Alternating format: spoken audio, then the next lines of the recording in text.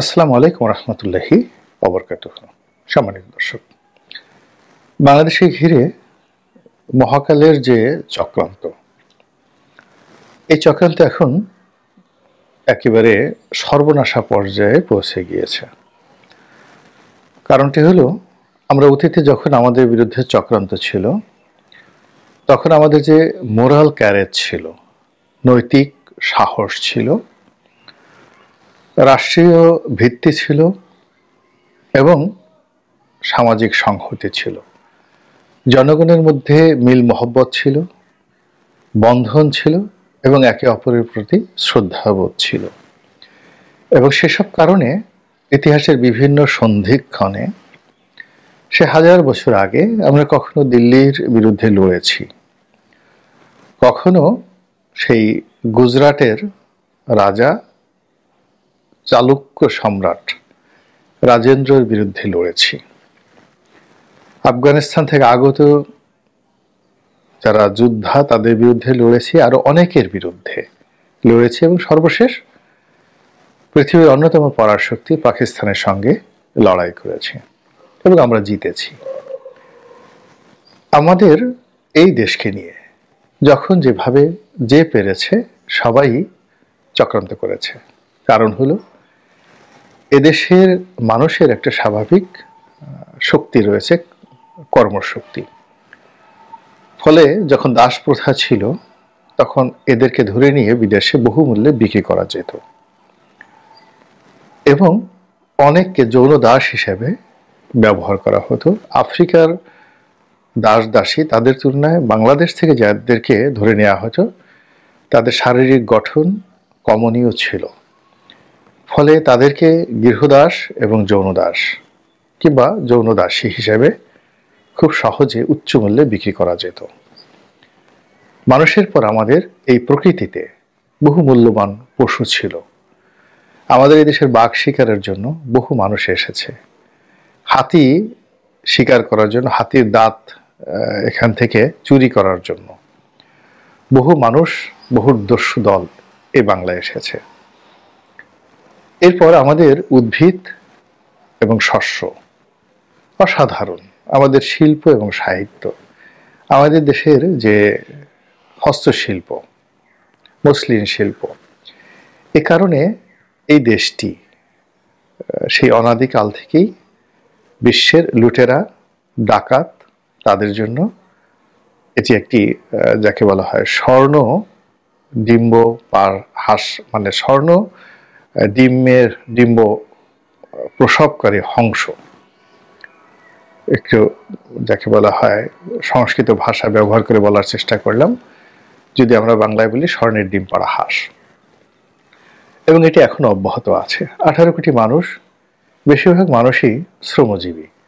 এমনকি আমাদের সমাজে যারা ভিক্ষা করেন, অনেক কষ্ট করে তারা ভিক্ষা করেন। আপনি গিয়ে দেখবেন শাহবাগের মোড়ে, মানে যারা আহত, হাত পা নেই, অনেক কষ্ট করে তারা এই দৌড়দৌড়ি করে ভিক্ষা করছে। আবার যারা সং ধরছে, মানে কেউ বোবা, কেউ অন্ধ, কারো হাত পা ভালো কিন্তু সে পঙ্গু সেজে ভিক্ষা করছে, এবং এই ধরনের নিখুঁত অভিনয় করতে তাদের অনেক কষ্ট হয়, ভীষণ রকম কষ্ট হয়।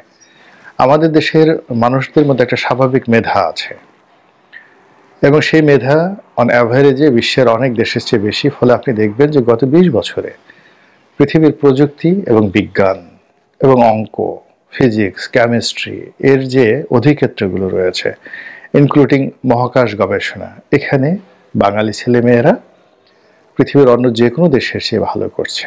ফলে এই দেশের উপর কর্তৃত্ব স্থাপন করার জন্য সকল পরাশক্তি, আমেরিকা বলেন, রাশিয়া বলেন, ইংল্যান্ড বলেন এবং সাম্প্রতিক সময় ভারত, পাকিস্তান, সবাই চেষ্টা করে যাচ্ছে। তারই ধারাবাহিকতা এই মুহূর্তে চেষ্টার ক্ষেত্রে সবার উপরে রয়েছে আমেরিকা, তারপরে রয়েছে ভারত। আপনারা ইতিমধ্যে অনেকেই সন্দেহ করেছেন এবং অনেকে জানেন যে জুলাই আগস্ট বিপ্লবের নেপথ্যে বিদেশি শক্তি অনেক অপকর্ম করেছে। ইন ডিটেলস যাব না, শুধুমাত্র বাংলাদেশে যেটি জানাজানি হয়ে গেছে সেটা হলো স্নাইপার রাইফেল। এটা দিয়ে গুলি করে অনেক মানুষকে হত্যা করা। এই কাজটি ছাত্র করেনি, তরুণ করেনি, আন্দোলনকারীরা করেনি, বিএনপি করেনি, জামাত করেনি। তাহলে কারা করেছে? এ ধরনের রাইফেল বাংলাদেশে আসার কথা না, মিলিটারির নেই, পুলিশের নেই। তো কাজেই এগুলো নিয়ে অনেক কথা বলা যায়, অনেক সন্দেহ করা যায়। সরকার যখন ভালো একটা অবস্থানে পৌঁছবে, নিঃসন্দেহে এগুলো নিয়ে আলাপ আলোচনা হবে। তো যা বলছিলাম যে এখন এই বাংলাদেশকে নিয়ে চক্রান্ত হচ্ছে, ভীষণ রকম চক্রান্ত হচ্ছে। চীন এখানে আধিপত্য বিস্তার করার জন্য চেষ্টাও চালাচ্ছে, চক্রান্ত চালাচ্ছে। চীনকে রুখে দেওয়ার জন্য ভারত চেষ্টাও চালাচ্ছে, চক্রান্ত চালাচ্ছে। শেখ হাসিনাকে আবার রাজনীতিতে পুনর্বাসিত করার জন্য ভারত সর্বোচ্চ চেষ্টা করছে, এবং শেখ হাসিনাকে বসানোর বিনিময়ে যদি আমাদের সেন্ট মার্টিন দ্বীপ আমেরিকাকে দিয়ে দিতে হয় এবং আমেরিকাকে আরো বড় কোনো ছাড় দিতে হয়, সেটাও ভারত কিন্তু রাজি। এবং এই কাজগুলো এমন একটা পর্যায়ে গিয়ে পৌঁছে গেছে যে বর্তমানে এই তত্ত্বাবধায়ক সরকার যারা দুর্বল অবস্থানে রয়েছে, তাদের পক্ষে এই বিষয়গুলো মোকাবেলা তো দূরের কথা, অনুধাবন করার মতো অবস্থাও তাদের নেই। ফলে দিনের পর দিন পুরো পরিস্থিতি জটিল থেকে জটিলতর হচ্ছে। আর এই জটিলতার কারণেই আমাদের যে রাজনীতির ধারাবাহিকতা, যেমন ধরুন নির্বাচন হবে, এখন সেই নির্বাচনের প্রতি আমরা কেউ আস্থাশীল হতে পারছি না। সবাই নির্বাচন চাচ্ছেন, সবাই নির্বাচন দিতে চাচ্ছেন। আবার সবাই যখন একত্রে কথাবার্তা বলছেন, সবাই একে অপরকে সম্মান জানাচ্ছেন, শ্রদ্ধা জানাচ্ছেন, কিন্তু সেই বৈঠক শেষ হওয়ার পরে এমন একটা পরিবেশ পরিস্থিতি তৈরি হয়, আমরা কেউ কারোর প্রতি বিশ্বাস এবং আস্থা রাখতে পারি না। যেমন ধরুন বিএনপির সঙ্গে বৈঠক হলো অন্তর্বর্তীকালীন সরকারের, বৈঠক থেকে বের হয়ে এলেন মির্জা ফখরুল, বললেন যে আমরা ভালো বৈঠক করেছি, আমরা সরকারকে একটি যৌক্তিক সময় দিতে চাই। আবার লন্ডন থেকে তারেক রহমান সাহেবও একই কথা বললেন, কিন্তু উইদিন 24 ঘন্টার মধ্যে তাদের কথা পাল্টে গেল। তারেক রহমান সাহেব বললেন যে নির্বাচন এর একটা রোড ম্যাপ ঘোষণা করতে হবে। তারপর দেশি বিদেশি চক্রান্ত চলছে, আমরা এখনো ক্ষমতা আসিনি, আমাদের ক্ষমতায় যাওয়ার মতো কোনো লক্ষণ আমরা এখনো দেখছি না। তো বিএনপির মতো এত বড় একটা দল যখন এই ধরনের কথাবার্তা বলছে, সেখানে ধরে নিতে হবে যে পেছনে মারাত্মক সব চক্রান্ত চলছে। এখানে ইতিমধ্যে যে কাজটি করা হয়েছে, সেই কাজটি হলো বিএনপির সঙ্গে জামাতের সম্পর্কটা টানাপোড়েনের মধ্যে চলছিল, কেউ স্বীকার করেনি যে আমাদের সম্পর্ক খারাপ। এমনকি জুলাই আগস্ট বিপ্লবের পরেও দুই দলের নেতাকর্মীরাও তাদের মধ্যে যে শীতল সম্পর্ক, এটি তারা প্রকাশ করতে চাচ্ছিলেন না। তো সেই জায়গা থেকে বের হয়ে এসে এখন তাদের যে সম্পর্ক, এটি দা কুমড়ায় পরিণত হয়েছে। এই গেল একটা সমীকরণ। দ্বিতীয় সমীকরণ হলো বাংলাদেশে যে রাজনৈতিক দলগুলো আছে ইসলামপন্থী, এরকম 20-25টি দল, তারা দীর্ঘদিন ধরেই একটা ঐক্যের কথা বলে আসছিলেন, সেই এরশাদ জমানা থেকে। এইবার কিন্তু একটা পরিস্থিতি তৈরি হয়েছিল। এর কারণ হলো জামাতের জামির, তিনি খুবই গরিবকর্মা মানুষ, তিনি বরিশালে গেলেন।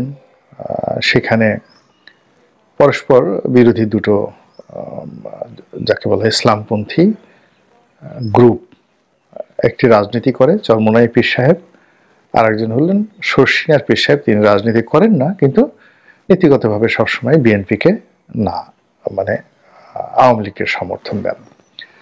তো তিনি সেই শর্ষিনার পীর সাহেবের সাথে দেখা করলেন, চরমোনাই পীর সাহেবের সঙ্গে দেখা করলেন, হেফাজতের লোকের সঙ্গে তার দেখা সাক্ষাৎ হলো, এবং অন্যান্য যারা আছেন, এমনকি যে দেলোয়ার হোসেন সাইদী সাহেবের যে মামলা, সেই মামলায় যিনি প্রথম অভিযোগ করেছিলেন, সেই মাইজ ভান্ডারী, আমাদের সেই ভান্ডারী ভাই, যাকে আওয়ামী লীগ এমপি বানিয়েছিলেন, তো তাদের সঙ্গে, সেই ভান্ডারীদের সঙ্গে কিন্তু জামাত সম্পর্ক নষ্ট করতে চায়নি।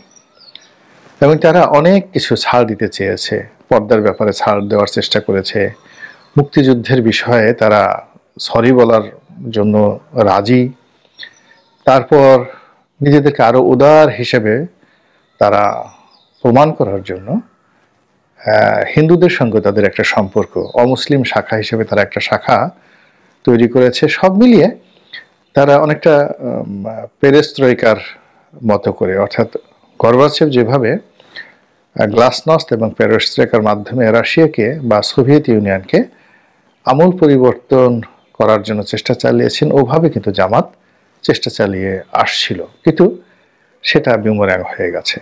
জামাতের সঙ্গে কারো বন্ধুত্ব তো হয়নি, বরং আগে যে সম্পর্কটা ছিল সেই সম্পর্কটা আরো খারাপ হয়েছে। তাহলে বিএনপির সঙ্গে জামাতের সম্পর্ক খারাপ হলো, জামাতের সঙ্গে ইসলামপন্থীদের সম্পর্ক খারাপ হয়ে গেল। এরপর ধরুন মাঠের যারা এই মুহূর্তে আওয়ামী লীগ ছাড়া অন্য রাজনৈতিক দলগুলো আছে, তাদের প্রায় সবার সঙ্গেই বর্তমান সরকার, ইউনিট সরকারের সম্পর্ক খারাপ হয়ে গেছে, ভীষণ রকম খারাপ হয়ে গেছে। এমনকি সমন্বয়কদের মধ্যেও একটা বিরাট শ্রেণী রয়েছেন যারা এখন আর ডক্টর মোহাম্মদ ইউনূস, তার সরকার, তার আপনজন, এমনকি ডক্টর আসিফ নজরুলকেও আগের মতো বিশ্বাস করেন না, সম্মান করেন না এবং তাদের সাথে যোগাযোগ রক্ষা করেন না। ফলে কি হলো, সব পক্ষের জন্য এখন আওয়ামী লীগ জাতীয় পার্টি মূল্যবান বস্তু হিসাবে দেখা দিয়েছে। সরকার যদি হঠাৎ করে দেখেন যে আওয়ামী লীগের সঙ্গে যোগাযোগ শুরু করেছে, জাতীয় পার্টিকে আবার কাছে টেনে নিয়েছে, কিচ্ছু করতে পারবেন না। এর কারণ হলো সরকারের সঙ্গে যারা সম্পর্ক রক্ষা করার কথা, তারা যেহেতু সরকার থেকে দূরে সরে গেছে, সরকার তার পিঠ বাঁচানোর জন্য, অস্তিত্ব রক্ষা করার জন্য ঠিক সেম কাজটি করবে। এবং এটা নতুন নয়, ১/১১ সময় কিন্তু এই ঘটনাই ঘটেছিল। ১/১১ ঘটেছিল, যে কোনো কারণে ১/১১ ঘটেছিল, কিন্তু ১/১১ যারা কুশীলব তারা সবাই কিন্তু বিএনপির প্রতি স্যাম্প্যাথাইজড ছিলেন। এবং তারা যখন দেখলেন যে তারা আর পারছেন না, তখন তারা বিএনপির হাতে ক্ষমতা হস্তান্তর করার জন্য চেষ্টা চালাচ্ছেন। কিন্তু কোনো অবস্থাতেই বিএনপির সঙ্গে তারা সেই সম্পর্ক স্থাপন করতে পারেননি, অথবা বিএনপি সেই ১/১১ কুশীলবদেরকে এতটা অবিশ্বাস, এতটা অশ্রদ্ধা করতেন, মনে হতো যে তারা মরে যাবেন, সারাটা জীবন জেলে থাকবেন, পচে যাবেন, গলে যাবেন, কিন্তু এই বেঈমান মুনাফিক যাদেরকে তারা ক্ষমতায় বসিয়েছেন তাদের সাথে নেগোসিয়েশন করবেন না। তখন তারা বাধ্য হয়ে আওয়ামী লীগের সঙ্গে নেগোসিয়েশন করে। এখনো ঠিক একই অবস্থা। ডক্টর মোহাম্মদ ইউনূসের সঙ্গে আওয়ামী লীগের দৃশ্যত দাকুনো সম্পর্ক, এবং আওয়ামী লীগকে ক্ষমতাচ্যুত করে এই সরকারই ক্ষমতায় এসেছে, কিন্তু দেখা গেল সেই আওয়ামী লীগের সঙ্গে এই সরকারের হয়তো খুব দ্রুত বন্ধুত্ব হয়ে যাবে, নেগোসিয়েশন হয়ে যাবে, এবং বাকি দলগুলো সব একেবারে যাকে বলা হয় আকাশের দিকে তাকিয়ে তারা গোনা ছাড়া তাদের আর কোনো উপায় থাকবে না। এই রাজনৈতিক সমীকরণ একবার নয়, দুইবার নয়, বহুবার এই বাংলাদেশে ঘটেছে, বহুবার ঘটেছে। আমি উদাহরণ, জাস্ট একটা উদাহরণ দিলাম 1/11-এর, কিন্তু একই উদাহরণ আমি আরো 10টা দিতে পারবো। দ্বিতীয়ত, বিএনপির সঙ্গে আওয়ামী লীগের, অর্থাৎ এখন এই যে অন্যান্য দলগুলোর মধ্যে যে ঐক্য, সেই ঐক্যর যে জায়গাটি, এটি বন্ধ হয়ে গেছে এবং এই ঐক্য আর হবে না।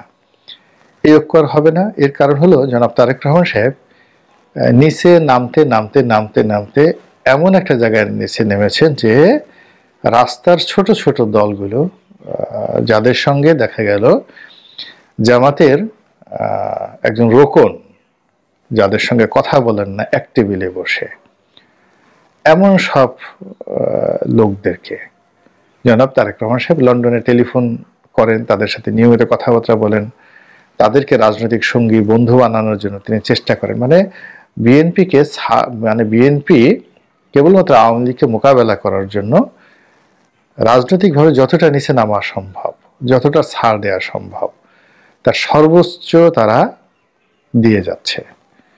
তারা মাহমুদুর রহমান মান্না সাহেবের মতো মানুষ, ভিপি নূরের মতো মানুষ থেকে শুরু করে আরো অনেকের সঙ্গে, আসম আব্দুর রফের মতো মানুষ, অনেকের সঙ্গে বন্ধুত্ব করার চেষ্টা চালাচ্ছেন এবং তাদেরকে যথেষ্ট ছাড় দিয়েছেন। কিন্তু এটা এখনো পর্যন্ত বিএনপির জন্য কোনো সুফল বয়ে নিয়ে এসেছে এরকম কোনো সিঙ্গেল নজির নেই। ফলে এটি আগামীতে শত্রুতায় পরিণত হওয়া সময়ের ব্যাপার, খুব দ্রুত। এই গেল এক। তখন বিএনপি কি করবে? অতীতে যেভাবে হয়েছে, আওয়ামী লীগের সঙ্গে সমঝোতা করেছে, এরশাদ জামানায় করেছে, জিয়াউর রহমানের জামানাতে হয়েছে। জিয়াউর রহমান অনেকের সাথে সমঝোতা করার চেষ্টা করেছে, কিন্তু কার্যকরভাবে আওয়ামী লীগ বিহীন বাংলাদেশে তারা জনগণকে সামাল দেওয়ার জন্য, বহির্বিশ্বের সামাল দেওয়ার জন্য তিনি বিকল্প কোনো শক্তিকে দাঁড় করাতে পারেননি। ফলে বাধ্য হয়ে তাকে কিন্তু আওয়ামী লীগের সঙ্গে সমঝোতা করতে হয়েছে। আওয়ামী লীগের এ টিম নামানো হয়েছে, বি টিম নামানো হয়েছে, সি টিম নামানো হয়েছে। তারপরে সর্বশেষ শেখ হাসিনাকে আনা হয়েছে রাজনীতির একটা স্ট্যাবল পজিশন করার জন্য। এরশাদের জামানাতেও তাই। এরশাদ প্রথমে আওয়ামী লীগকে শত্রু মনে করেছে, বিএনপিকে শত্রু মনে করেছে। তো তারা প্রথমে জামাতকে কাছে নিয়েছে, এখন ডক্টর ইউনূস যেভাবে নিয়েছে, কিন্তু পরে দেখা গেল শুধু জামাতকে দিয়ে সামাল দেওয়া যায় না। এরপর তারা আওয়ামী লীগকে নিয়েছে, কিন্তু পরবর্তীতে দেখা গেল থাকতে পারেনি, এবং ওই সময় বিএনপিকে সবাই মিলে আক্রমণ করেছে। কিন্তু সময়ের পরিক্রমায় জামাত, বিএনপি, আওয়ামী লীগ সব কিন্তু এক হয়ে গেছে, বন্ধু হয়ে গেছে। এরকম অসংখ্য ভার, মানে যারা একে অপরের শিরচ্ছেদ করার জন্য, একে অপরের সর্বনাশ করার জন্য ঘুরে বেরিয়েছে, সেই সমস্ত মানুষই কালের বিবর্তনে বন্ধু হয়ে গেছে। এবং সেই দিক থেকে আগামীতে বিএনপির সঙ্গে আওয়ামী লীগের যে বন্ধুত্ব, অতীতের যে কোনো সময়ের চেয়ে একটা বড় বন্ধুত্ব হতে পারে। আগে বলছিলাম, যেন ভুলে না যান, যে সরকারের সাথে আওয়ামী লীগের বন্ধুত্ব, জামাতের মানে জাতীয় পার্টির বন্ধুত্ব হতে পারে, আবার বিএনপির সঙ্গে আওয়ামী লীগের বন্ধুত্ব হতে পারে। আর এই জিনিসগুলো যদি হয় বাংলাদেশে, তাহলে বিদেশি যে চক্রান্ত, সেটা ভারতের বলেন কিংবা আমেরিকার বলেন, এটা সম্ভব হবে না। আমরা ঘুরে দাঁড়াবো। আমাদের অনেক ক্ষয়ক্ষতি হয়েছে, কিন্তু আমরা ঘুরে দাঁড়াবো। কিন্তু এই কাজগুলো যেন না হয়, কেউ যেন না করতে পারে, এই জন্য পর্দার আড়াল থেকে শত শত নয়, হাজার হাজার কোটি টাকা খরচ করে বহু নাটক মঞ্চস্থ করছে বিভিন্ন দেশ। ধরুন আমেরিকাই করে চলেছে, বা ধরুন ভারতও করে চলেছে। আপনারা কি বিশ্বাস করবেন বঙ্গবন্ধুকে হত্যার পিছনে ভারতের হাত ছিল? আপনারা কি বিশ্বাস করবেন জিয়াউর রহমানকে হত্যার পিছনে ভারতের মাস্টার প্ল্যান ছিল? আপনারা কি বিশ্বাস করবেন যে এই যে জুলাই আগস্ট বিপ্লব হয়ে শেখ হাসিনাকে যে হেলিকপ্টার করে ভারতে নিয়ে তাকে একটা যাতা দেওয়ার যে চাণক্য নীতি ছিল, এটা আপনারা কয়জন বিশ্বাস করবেন? এবং আপনারা কি বিশ্বাস করবেন যে শেখ হাসিনা প্রাণান্তর শেষমেশ চেষ্টা করেছেন ভারত বিরোধী হয়ে ভারতের চোখে চোখে রেখে কথা বলার জন্য, কিন্তু তিনি পারেন নাই। একইভাবে জিয়াউর রহমান সাহেব চেষ্টা করেছেন, খালি এরশাদ চেষ্টা করেননি, বেগম জিয়াও চেষ্টা করেছেন। আবার এখন তারেক রহমান সাহেবও কিন্তু চেষ্টা করে যাচ্ছেন একটা ভারত বিরোধী এবং একটা আমেরিকা বিরোধী শক্তি হয়ে স্বাধীন বাংলাদেশে কাজ করার জন্য, কিন্তু সেটা পারা যাচ্ছে না। এর কারণ হলো আমাদের চারিপাশে অসংখ্য লোক, যারা একটা ডিম পেলে, একটা মুরগি পেলে, 1 কেজি গরুর মাংস পেলে আপনার 14 গোষ্ঠী উদ্ধার করে অনেক কিছু করতে পারেন। আপনাকে আমির থেকে ফকির বানাতে পারেন, ফকির থেকে আমির বানাতে পারেন। আপনাকে যে কোনো পতিতার সঙ্গে আপনার সম্পর্কের ভিডিও ক্লিপ তৈরি করে ফেলে দিতে পারেন। জাস্ট কিছু না, আপনি তাকে একটা ডিম ঘুষ দিন যে তুমি অভুক্ত ক্ষুধার্ত আছো, যাও তোমাকে একটা ছোট কোয়েল পাখির ডিম দিলাম।